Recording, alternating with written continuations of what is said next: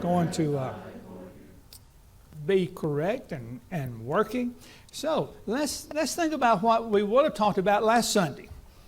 And I know it's a week late, but I want to talk to the fathers in particular and those who are raising children who will one day be fathers, Lord willing. And it's important.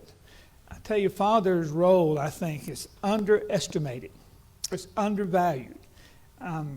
Mothers are extremely important. But this isn't your day. This is for fathers. And I want to think about that. This is, again, not to diminish anybody else, but it's to show the importance of fathers. I thought that we would kind of get started thinking about this together by thinking about something that might seem to be a little bit different. And that's with single parenting. There's a lot of information that I'm not going to use this morning that I had done research in the past about single parenting. But we think about it. When you think about a single parent, kind of what's your perception? Who is it that's a single parent? And why, and all of that. And there are a myriad of reasons. We have single parents here. We have single parents through various circumstances of life. And so who typically bears the responsibility of raising their child? Well, the typical single parent, statistically, and anytime you use statistics, you understand there are exceptions to all of it, but typically, the single parent is a mother.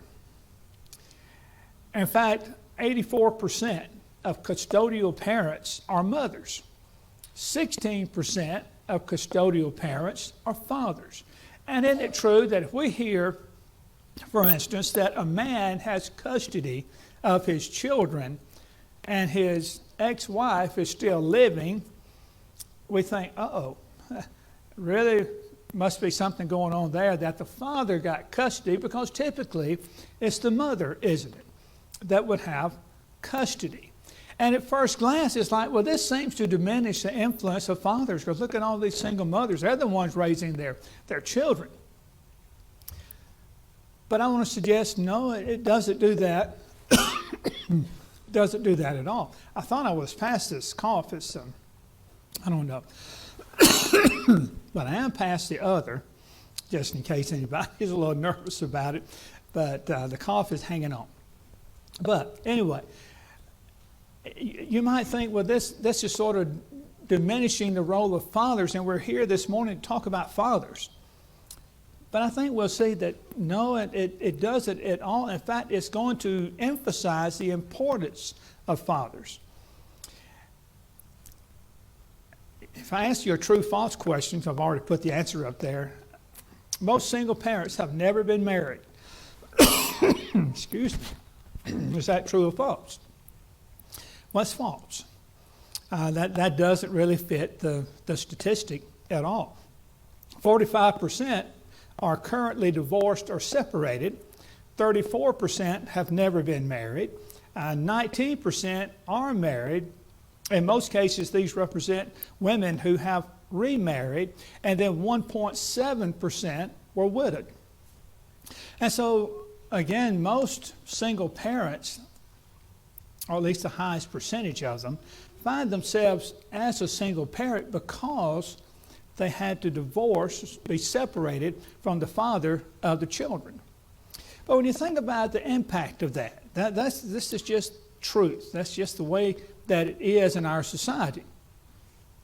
In the United States, if you look at the demographics, 71% of poor families are families with children.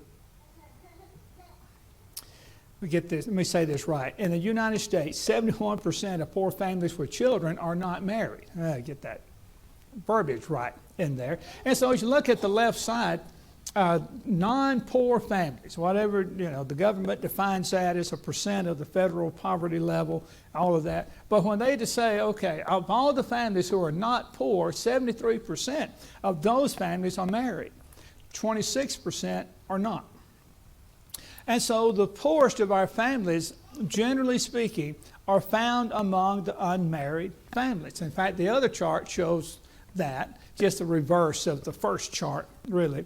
And so as you think about how you do typically, again, exceptions abound, but how you do typically is children being raised by a single parent do not fare as well financially as those being married by both parents, those who are married to each other.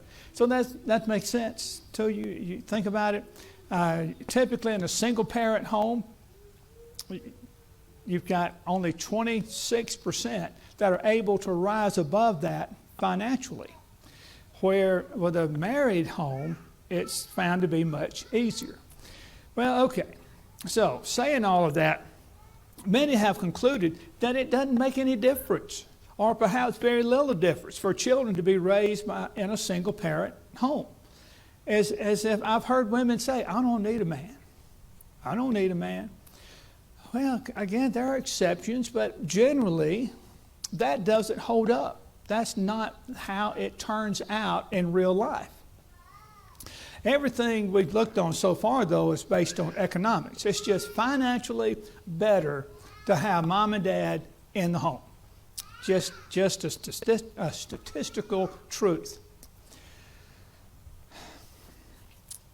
But I want to talk about something a lot more important. As we think about Father's Day, I want us to think about the father factor. What is it that the father brings to the table, you might say, that is too often discounted? It's too often like, again, the woman thinks, oh, I can just do everything myself. And sometimes women are forced into that. We understand that. And through no fault of their own, through no choice of their own, it's just the way that it is for them. But as those who are allowing, I think, too often, men to skirt their responsibility as if they don't need the man, then they're missing out on what God had planned. That's not God's plan at all.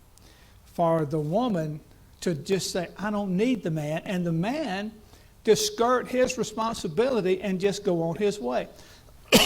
Excuse me. I was talking to a man one time, and he said, excuse me, do not want to start coughing. I was talking to a man one time, and somehow, this was when I was in full-time insurance and all that, years ago, and I was asking about children. Oh, he said, well, I've got 3 children at home, but I have 4 yard children. I didn't know what he meant by 4 yard children. That meant 4 children he just had here and there and yonder. He had fathered 4 children that he was just doing nothing for. He had 3 at home, 4 just kind of scattered out here, and he was kind of proud of that, as if that was somehow a mark of manhood or something. Now, most men can father a child, but it takes somebody special, doesn't it, to be a dad? We ought to call it Dad's Day instead of Father's Day, because I think that's a little more in line with how we use the word even. And so when we think about the father factor, I want us to never underestimate a father's influence. It is so profound. Think about these. And I don't want to bore you with a lot of facts and figures, but this is, again, just the truth. 63% of youth suicides are from fatherless homes. 90% of all homeless and runaway children are from fatherless homes. 85% of all children that exhibit behavioral disorders come from fatherless homes. 80% of rapists motivated with displaced anger come from fatherless homes. Well, that's bad enough, isn't it? What about 71% of all high school dropouts come from fatherless homes? 75% of all adolescent patients in chemical abuse centers, again, come from fatherless homes. 70% of juveniles in state-operated institutions come from fatherless homes. 85% of all youth sitting in prisons grew up in a fatherless home. It's just undeniable the positive impact a father has in the home. But too many men are skirting that responsibility. But I'm thankful, very thankful for the ones who are taking that responsibility very seriously. And so I don't want to get hung up on the negative, that we forget those good men we have that are taking the time and the effort to raise their children and to do all they can for their home. But that's a scary thing, isn't it? Every now and then I hear a politician to finally hit the nail on the head when they're talking about all these issues in school and shootings and violence and drugs, and somebody will finally say, or get back to the home. Because it all starts in the home. And it often starts in a home where the father is either not there or he's not who he ought to be. Because the influence of the father is so tremendous. Even when the father is at home and not doing what the father ought to be doing, then you've got that negative impact as well. So let's think about something more positive. The benefits of having a mom and a dad.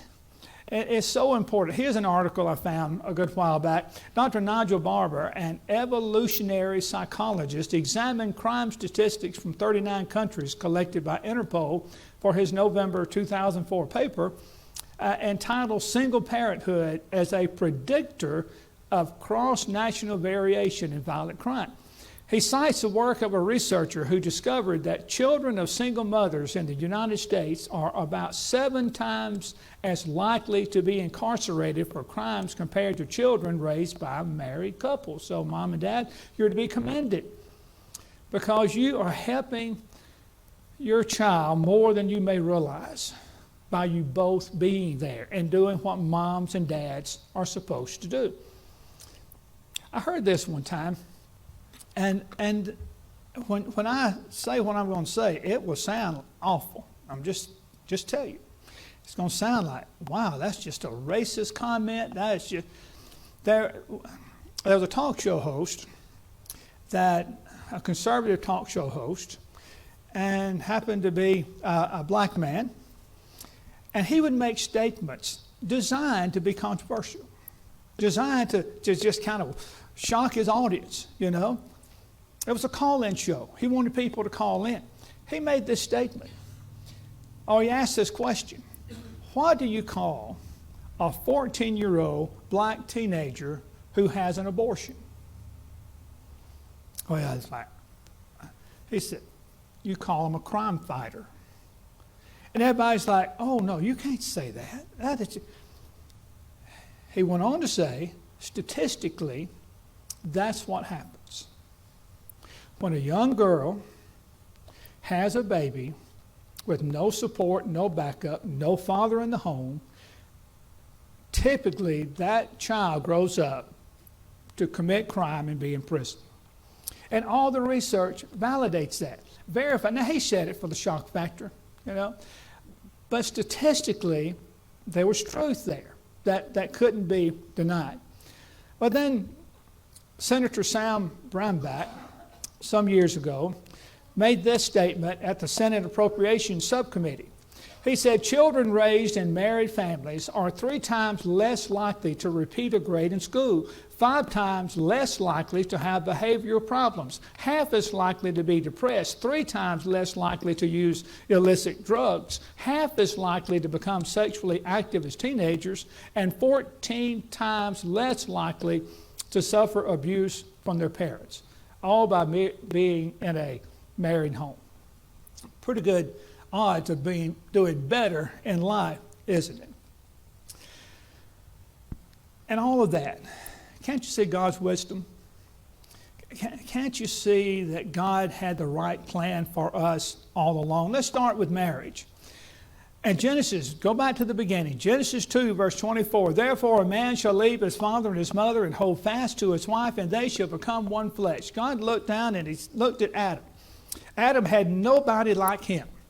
And he said, it's not good for man to be alone. So what did God do? His solution was to create woman. Take the woman, bring her to the man. The two became husband and wife.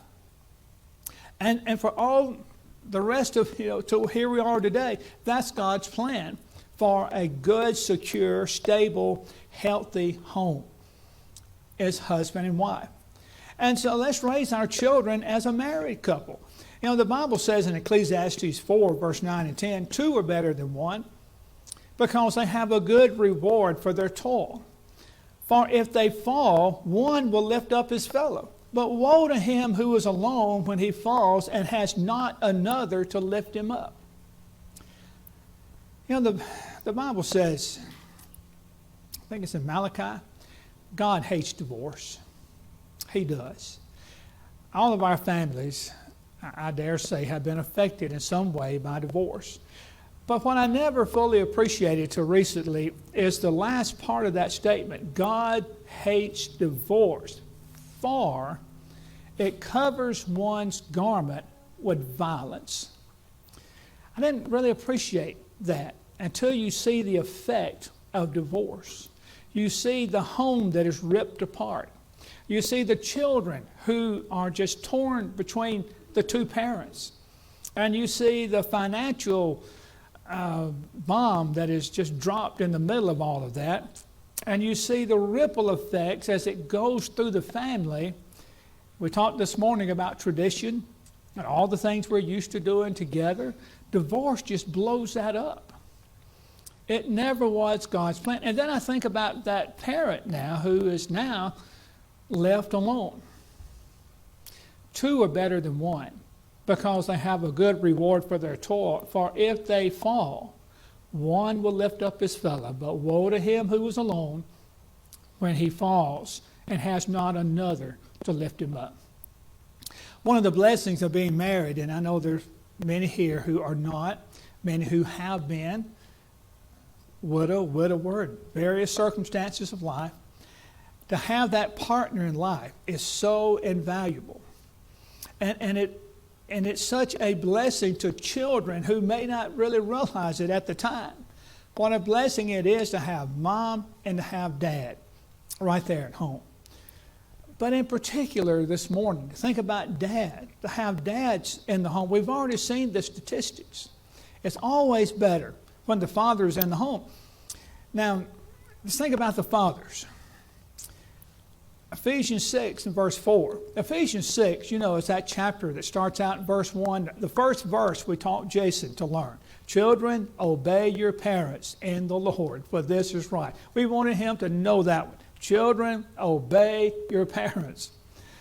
And then, of course, Clint, when he came along, same verse. Children, obey your parents. And so the chapter starts there. But down in verse 4, it switches from the child who should honor his father and mother and such. It switches to the father.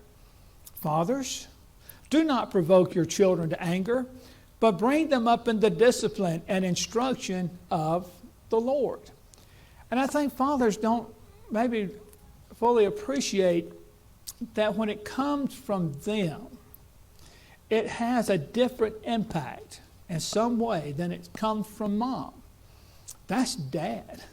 That's the strong figure in that child's mind. That's the authoritative voice there coming from dad. Dad says, to a child, dad is invincible. He's 9 feet tall and bulletproof. But when dad says, you listen to God, that has an even more profound effect on that child. And so when a father takes his stand for the Lord, his children pay attention.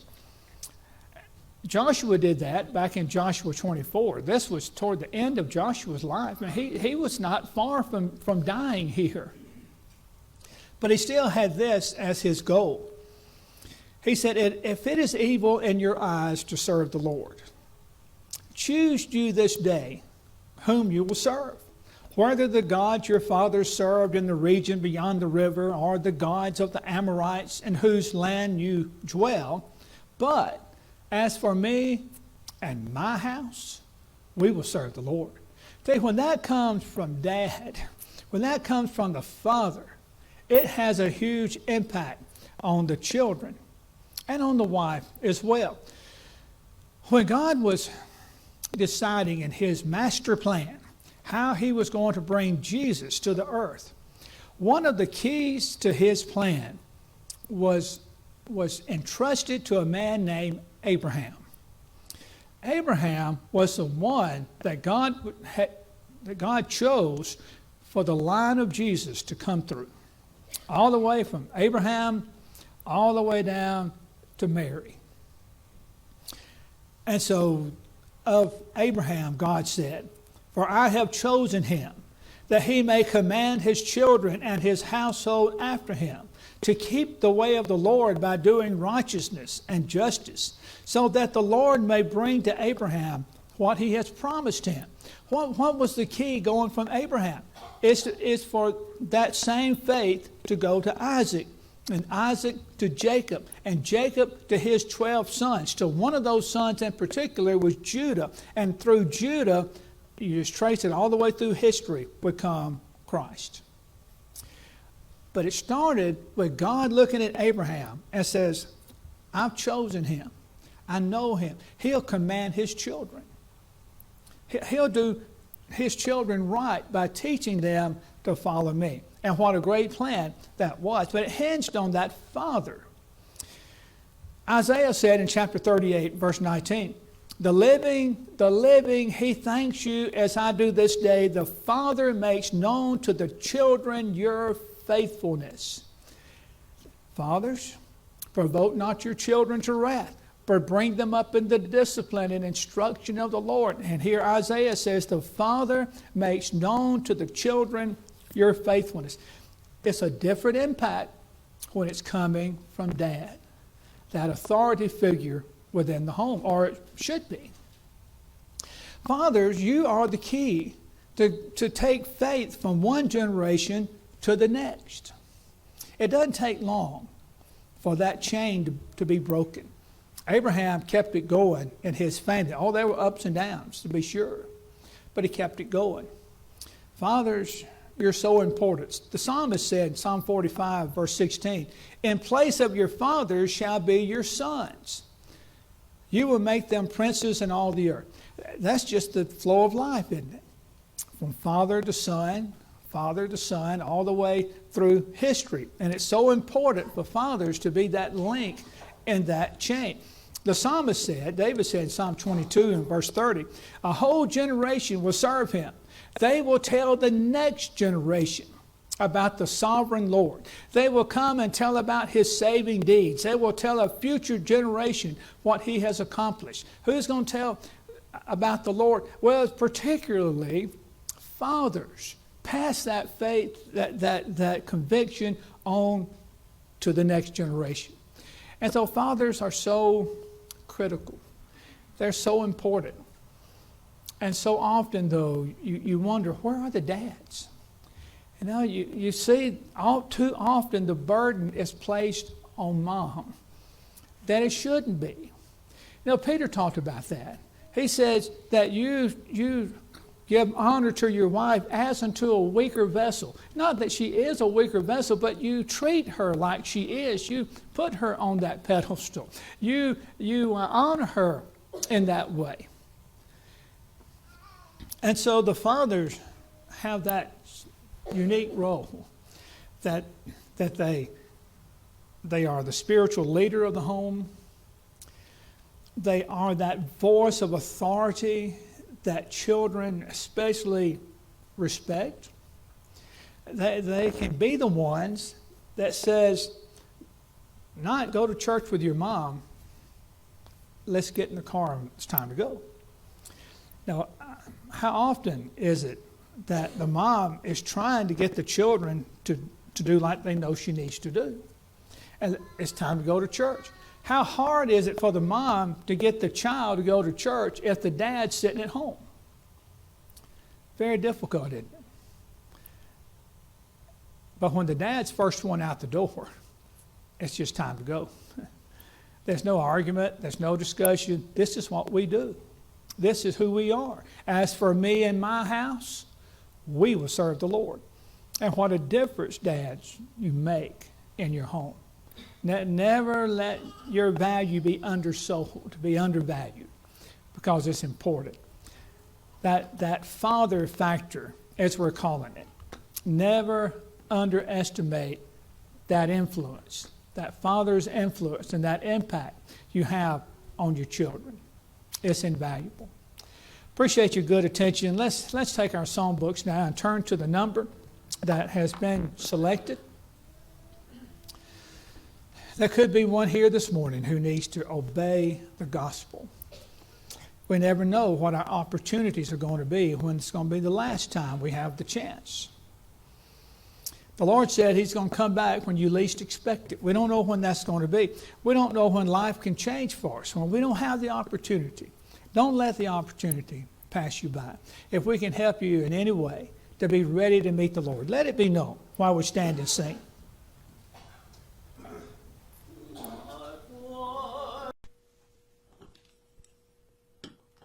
Hebrews chapter 11 is one of my favorite chapters. It starts off by telling us what faith is.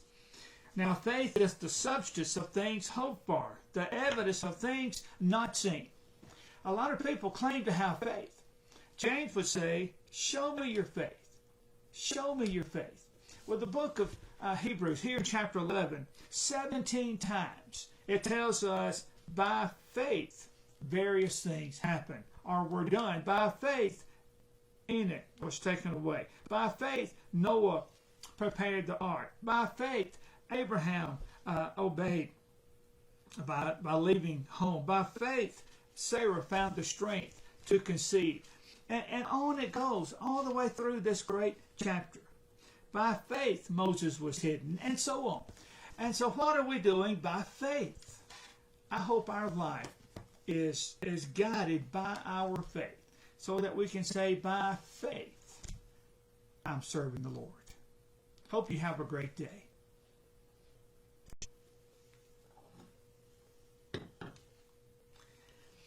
You know, I think most of us understand the nature of a will, our last will and testament.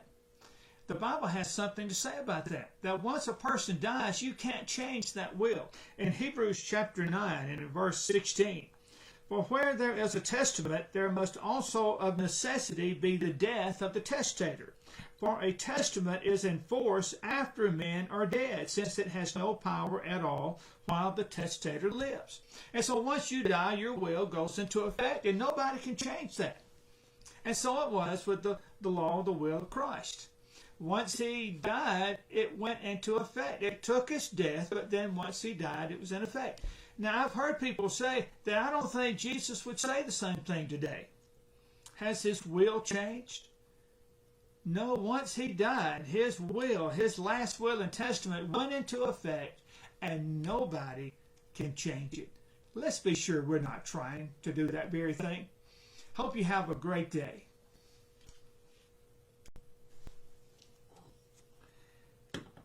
I want to talk to you for just a minute about a very serious thing. It is a serious thing to claim to be a Christian and then turn back. Notice Hebrews chapter 10 and verse 26. For if we sin willfully after we have received the knowledge of the truth, there no longer remains a sacrifice for sins, but a certain fearful expectation of judgment and fiery indignation, which will devour the adversaries. Anyone who has rejected Moses' law dies without mercy on the testimony of 2 or 3 witnesses. Of how much worse punishment do you suppose will he be thought worthy who has trampled the Son of God underfoot, counted the blood of the covenant by which he was sanctified, a common thing, and insulted the Spirit of grace? In verse 31, it is a fearful thing to fall into the hands of the living God. Once you put your hand to the plow, the Lord says, don't look back. Don't reject and trample underfoot that precious blood of the Lamb. Let it overflow, oh, fill my cup. Let it overflow, oh, fill my cup.